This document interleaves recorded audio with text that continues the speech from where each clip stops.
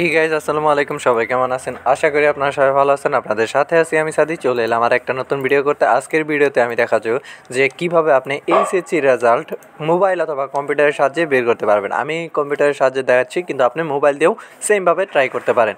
তো আপনার প্রথমে যে কোনো একটা ব্রাউজার সিলেক্ট করে নেবেন। আমি ক্রোম ব্রাউজার সিলেক্ট করে নিলাম। সিলেক্ট করার পরে এখানে যে এই যে সার্চ বার বা উপরে যেখানে ইচ্ছা আপনি এখানে লিখবেন যে এইচএসসি রেজাল্ট। তো রেজাল্ট লিখে সার্চ দেওয়ার পর প্রথমে দেখতে পারতেছেন একটা ওয়েবসাইট আসছে, এই যে www.educationboardresult.gov.bd। এই ওয়েবসাইটে জাস্ট একটা ক্লিক দিয়ে প্রবেশ করবেন। তো দেওয়ার পর এখানে দেখতে পারতেছেন এক্সামিনেশন।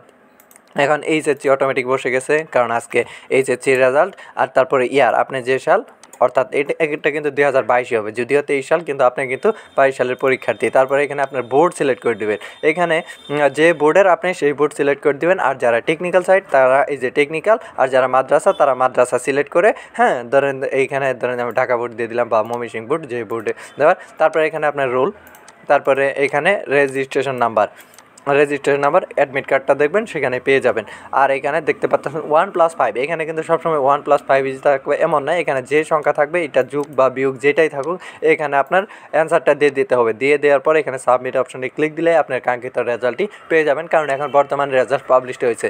তো ভিউয়ার্স, এইভাবে আপনি মূলত রেজাল্টটা বের করতে পারবেন। তো ভিউয়ার্স, ভিডিওটি কেমন লাগলো সেটা জানতে ভুলবেন না। ভিডিওতে লাইক, কমেন্ট, শেয়ার, সাবস্ক্রাইব তো অবশ্যই করবেন। তো দেখা হবে খুব শীঘ্রই। ভালো থাকবেন, সুস্থ থাকবেন, টাটা, বাই বাই।